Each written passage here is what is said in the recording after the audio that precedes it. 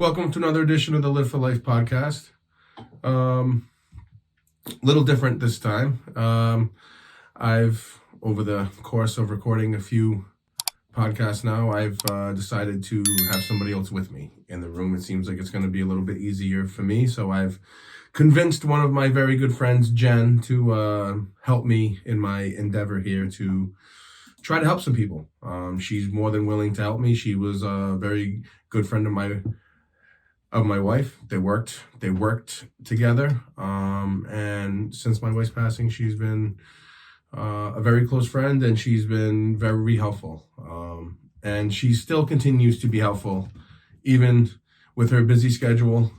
She finds time to help me with a various number of things. So we're going to get into it. We're going to talk about the most common types of breast cancer, what the treatment plans are, what we know. This is just going to be a scratching the surface type deal. I am not a doctor or a specialist of any kind. I can just speak to you about what I went through, try to pass some education along, maybe educate some people that don't know what the differences are between types of breast cancer and metastatic breast cancer, and what the outlook is for patients once they do go stage 4. So we're going to get into it. And what a lot of people don't realize is, well, what some people realize is Jen will try not to shake the camera anymore. We try to keep the mood light around here, okay? So Jen will try not to shake the camera again. You know, this is her first time too. So just like me, this is only my third or fourth time doing a podcast. So we are very new at this. It'll get better as time goes on. All right. So what a lot of people don't realize is after skin cancer, breast cancer is the most commonly diagnosed cancer amongst women. The numbers show is about 287,000 women are going to get diagnosed with breast cancer in 2022. Okay, now that the year's not over yet, so this is a projection. Okay, now what I will tell you, what I know is, out of those 287,000 women, roughly 30% of them at some point are going to go stage 4. Okay, so stage 4 cancer, metastatic, is what my wife had. Okay, it's when it travels to another part of your body. The most common areas that it travels, we're going to get into that, but 30% of those women are going to go stage 4. So that's roughly, doing some quick math in my head, about 85,000 women are going to go stage 4 out of those 287,000. And the outlook is, not very good once your cancer goes metastatic. So we're going to get into the different types. There's 2 different types of breast cancer. There's invasive breast cancer and there's non-invasive. Invasive just means that it spreads to the tissue around it. Okay, some cancers don't spread to the tissue around it. They're non-invasive. But 8 out of 10 people who get diagnosed with breast cancer will have invasive type cancer. That's what my wife had. My wife had the most common form of invasive breast cancer, which is invasive ductal carcinoma. This is what my wife had. It originated in her milk duct. It started out as 2 little spots and then became 1 spot. And that's when everything started. That's when my wife's journey started. She was diagnosed with invasive ductal carcinoma. All right. They told us that it was going to be lumpectomy, and that was probably going to be it. Lumpectomy, maybe a couple of rounds of chemotherapy. They had told us that they caught it very, very early, and the outlook looked very, very good. It would be a lumpectomy. Well, that's lumpectomy turned into, well, we didn't clear the margins, so we had to go back in again, another surgery to clear the margins. Now that didn't work. She had to do another surgery to clear the margins again, which ultimately did not work.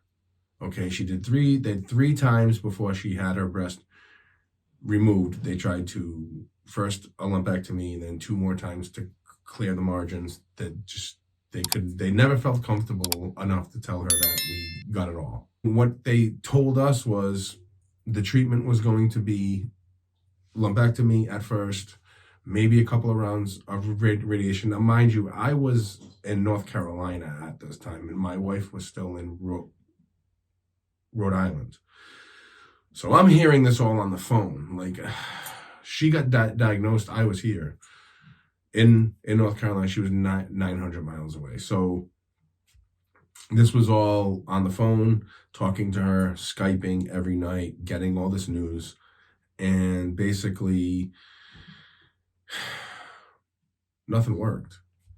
I mean, eventually once we moved to North Carolina, she did 3 surgeries, 4 rounds of chemotherapy up north, and then we moved to North Carolina, moved to the south, and she had her mastectomy and her deep flap surgery here, which supposedly, because nothing went to her lymph nodes, they checked her lymph nodes, supposedly she was cancer-free, 2015, okay? Now, we're moving on to after that. Now, once you're declared cancer-free, now you have to take a whole nother battery of drugs. Okay, you're never off of once you get onto the hamster wheel, it seems like they never want you to get off of it. And what I've heard from I've talked to a couple of people about it, but the bottom line is, once you go stage 4, you're stage 4. So what I've been told is, like, her prognosis probably wouldn't have been too much better even if they had caught it at an earlier stage, because unfortunately for every woman who's had breast cancer who's gotten the diagnosis of you're stage 4, the facts are that 30% of women who get diagnosed with early stage invasive breast cancer are going to go stage 4. And by the time 5 years comes, 80% of those women are going to have already passed away. So my wife fell into that category. She was one of the 80% that didn't make it to 5 years. And only 20% make it to 5 years. Like I said, that's their goal, that was one of my wife's goals. She wanted to be a long hauler. And she didn't make it. The disease took over her liver. The treatment plan that she was on, because cancer is smart. So it was like, she did 1, 2, 3, 4 different types of chemotherapy once she was stage 4. And then the one before that, so 5 different types, right? So she did, she did 2 daily chemotherapy pills to start, Verzenio and Ibrance.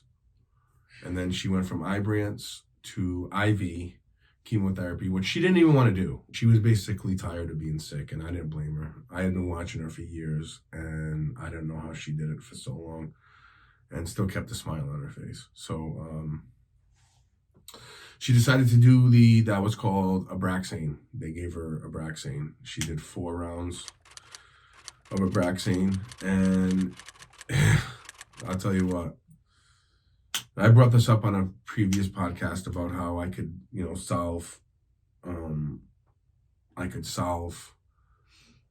crime problems by turning prisons into infusion centers, and how people would say it's inhumane treatment of people. And I'll tell you that if you look at my wife before she started Abraxane, and 5 weeks later,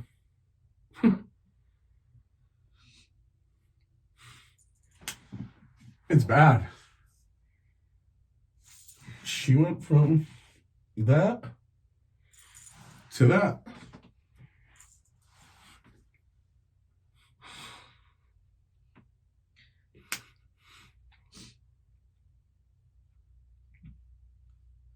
In 5 weeks.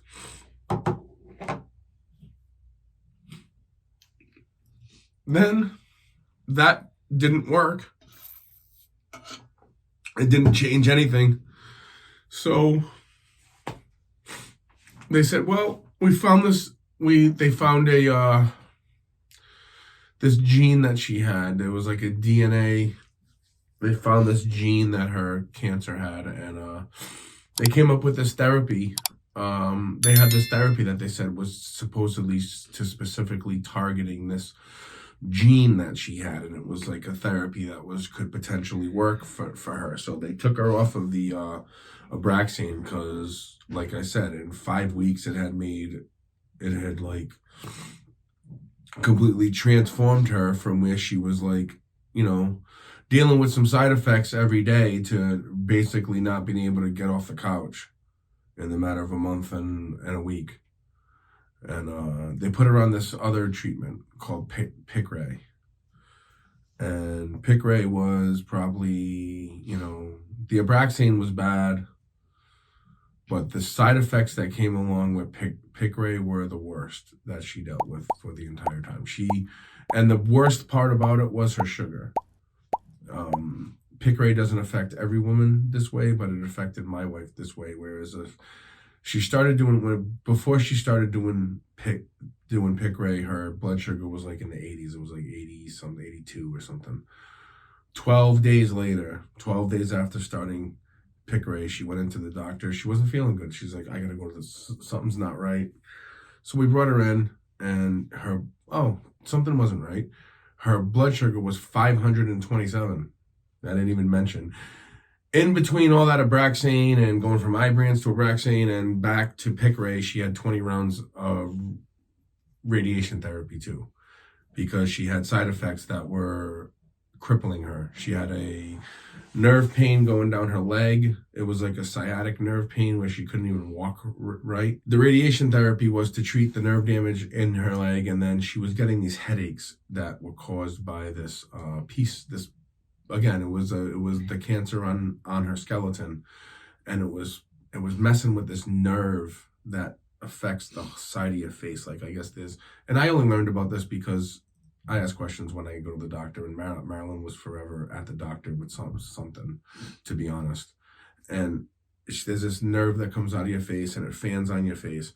And this she had a spot of cancer that was affecting, and it was so bad, like her teeth, like her middle center teeth, like you could touch one and it didn't hurt. You couldn't even rub your finger on the other one. It would send like a fucking shooting pain through her head. All through this time, my kids are watching Marylin just get more and more sick. I'm watching Marylin get more and more sick. And honestly, when she was on Piqray, and this is in late February, early March, I had already resigned to the fact that we weren't going to do anything ever again as a family. Like, I was just like, we're done. She can't get up. She can't get up.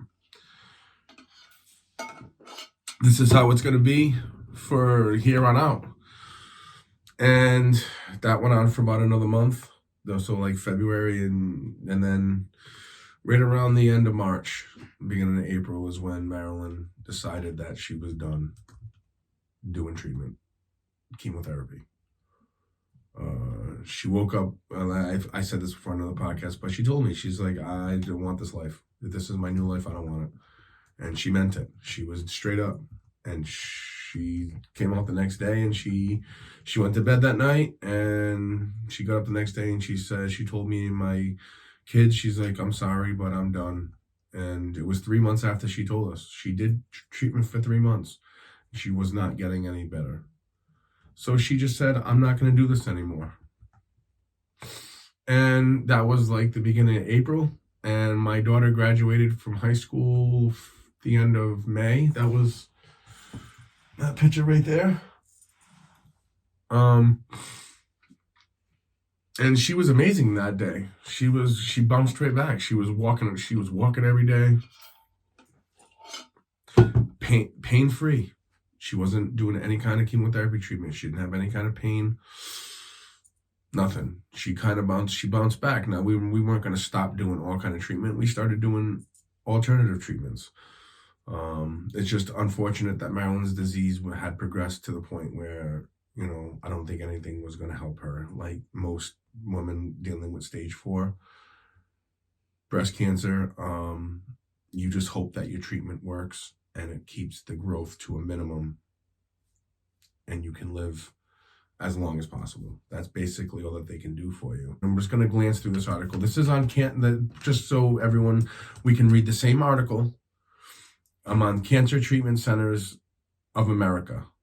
www.cancercenter.com. I just in the top right there's a search bar. I just typed in metastatic breast cancer, and I'm just going to read through it. I'm just going to tell you what they say. Like I said at the beginning of this podcast, and like I'll say on every podcast, I am not an expert. I can just tell you from my personal experience that metastatic breast cancer is horrible to deal with, not only for the patient, but for the family and for everybody who's friends, family, anybody who's surrounding that person or who knows that friends who know what they deal with on a daily basis. My wife dealt with more. I'll say this before, and I'm going to say it again. I'll say it a million times. My wife dealt with more pain in one day than I deal with in the course of a year. And I complain about pain. Ask Jen. She'll tell you. Shh. She's around me. I complain. I'm like most men. I complain about pain. My wife went and got a tattoo. She laughed. She laughed about it. Metastatic breast cancer is essentially stage 4 breast cancer. It's also referred to as the advanced breast cancer. The word metastatic refers to cancer that spread beyond the part of the body where it started. And in comparison, the term localized means the cancer is contained to its primary site. So, in my wife's case, and in 30% of people who are diagnosed with the same type of disease that my wife had, this is going to happen. It's going to spread to a different part of your body. And what they told us is, I said, how does she go from cancer-free to this? Because at the microscopic level where they can't detect it, it's there. No, the problem is they don't find the source. They don't know what the source is. They just try to eliminate the spot. But that's not the source. The DNA is corrupted at some point. They don't know how to fix that. So this is why they can't solve the problem. This is just not my opinion. This is every doctor that I've spoken to about this. This is their opinion, that it's a corruption of your DNA, and it's very hard to fix. It's very hard to solve. Because I asked everybody, why is the same side effects from my grandmother to my wife 30 years apart? Why is it the same? And this is what I've been told. So, metastasis is a process in which cancer cells spread. In the case of metastatic breast cancer, the cancer originated in breast tissue, then spread to other parts of the body. Oops, sorry about that.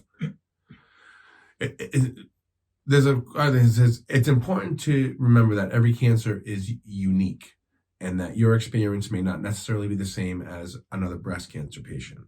This is very, very true. Okay, I've seen, being in infusion centers with my wife for, like I said, years. You meet a lot of different people. You meet a lot of different nurses. You meet a lot of different people, and you ask them the doctor will tell you, and they'll tell you when you go to a chemo teach. Trust me. Don't trust me, please, because this is not good. That I've been to so many of these, but every time you do a different chemotherapy, they bring you in and it's basically called the chemo teach, and a chemo teach is a hour to 2 hour long class where they just describe to you all the side effects that can happen once you start to take this. And they tell you, this doesn't affect every woman, this doesn't affect every person, it affects everybody differently. And it does. My wife was fortunate to not get some of the more harsh side effects with some of the treatments that she was taking. And then with some of the treatments that she was taking, she was unfortunate to get the more rare, harsh side effects that only affect a certain percentage of women. So people could take Verzenio or Ibrance or Abraxane or Piqray, the 4 types of chemotherapy that my wife took, and have completely different side effects and have a completely different experience. It's all based on your body and how your body reacts, what the interior chemistry of your body is. And we can go over that because there are diet plans and there are exercise plans and there are things to support your immune system that will help you. There's a lot of don'ts that you don't want to do when you're dealing with cancer. You want to limit your sugar. Sugar is like fuel for cancer. You want to limit your meat consumption, especially red meat. You want to eat a lot of greens, fruits, vegetables, a lot of dark cruciferous greens, spinach, kale. You want to have a high vitamin diet, high mineral diet. You want to boost your immune system. These are all things that will help you deal with side effects. IV treatments, IV supplements, vitamin C, vitamin D, vitamin B12, zinc, or anything that will boost your overall health will benefit you when you're dealing with cancer treatments. It's hard to do, though. I tell you, my wife struggled because you're so tired and you're so exhausted and you're so not wanting to change everything about your life. My wife just wanted to be normal just for one day again. That was it. I just want to be normal for one day.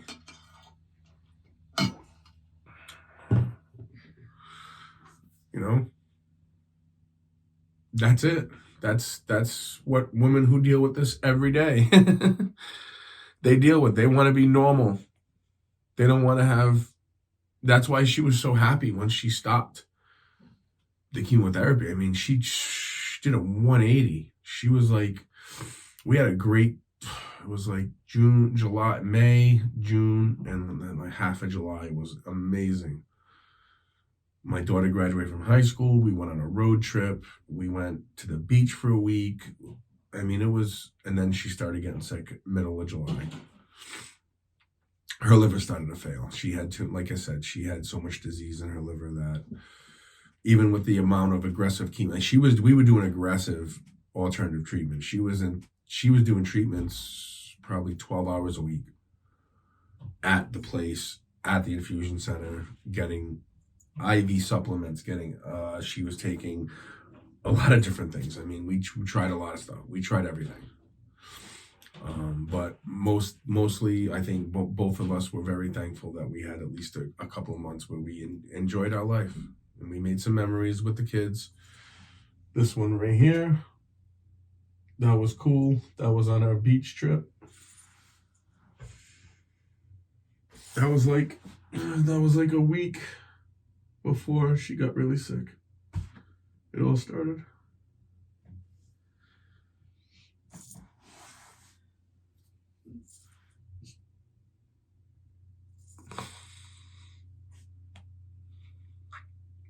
But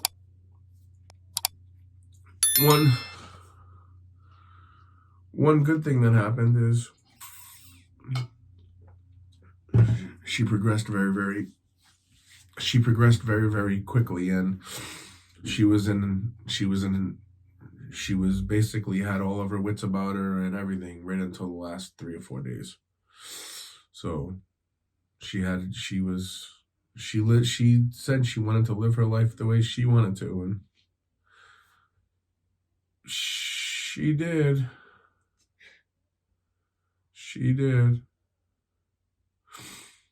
Okay, so let's go to treatment options for metastatic breast cancer. I just scrolled down the screen. Treatment for metastatic breast cancer often is based on systemic therapies, which use drugs rather than surgery or radiation. Metastases treatments are designed to shrink tumors and slow their growth, help ease symptoms, and improve quality of life. Treatment may change, such as when one therapy stops working or the side effects become too uncomfortable. Rather than having only one treatment, most patients undergo several treatments combined to help fight the cancer. Hormone therapy. Marylin was on hormone therapy, okay? She took a estrogen suppressor. It was called Lupron.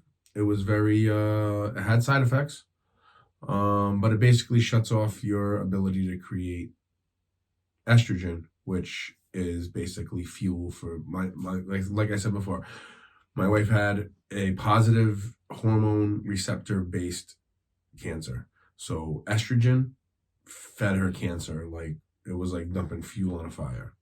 Okay, so they had to shut that down. So that's a type of hormone therapy. So they want to suppress that. So she had a hormone therapy, which she took until the end.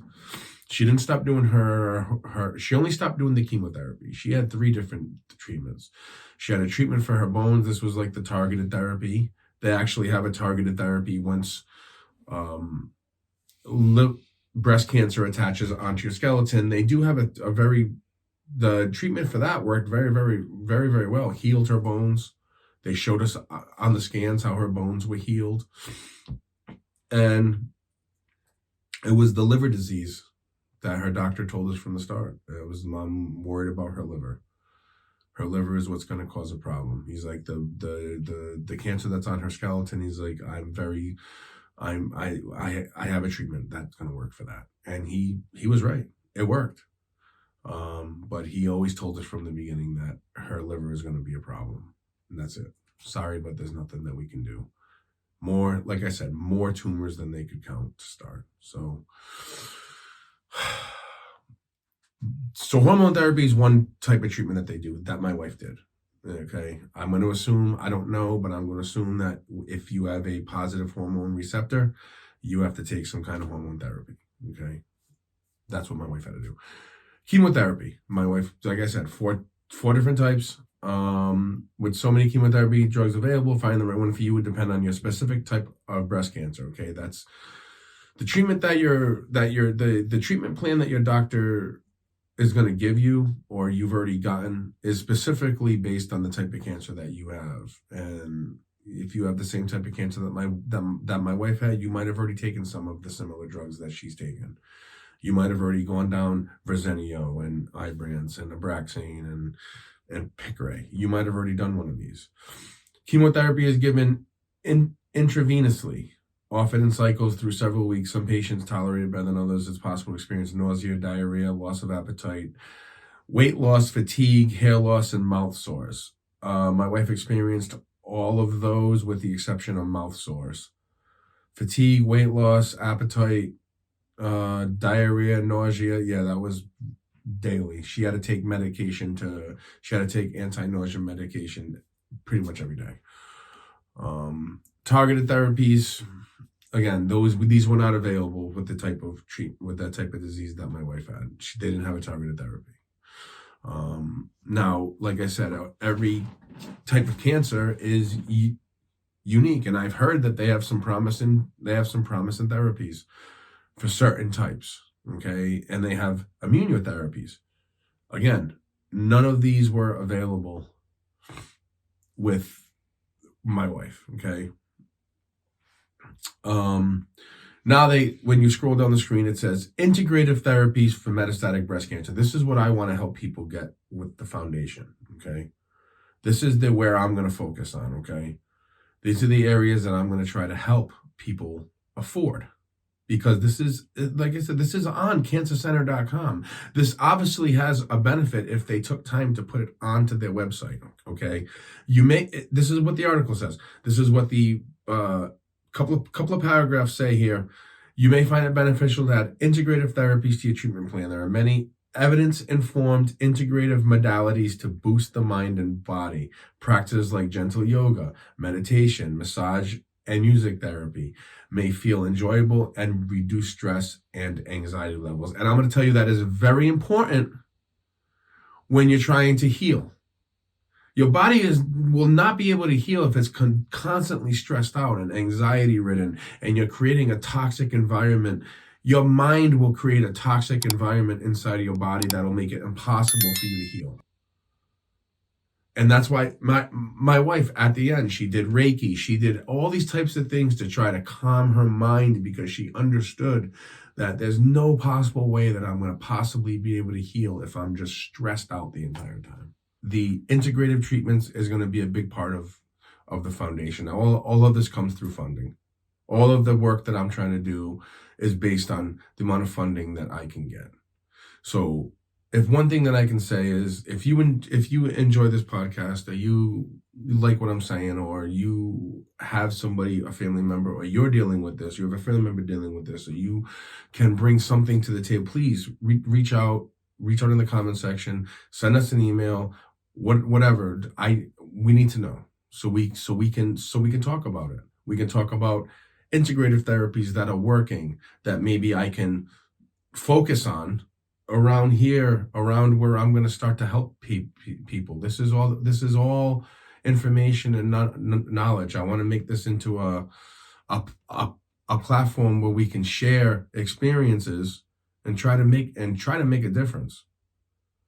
That's all that I'm trying to do. That's all that I'm trying to do here. But for me to accomplish my goals, I also need some support.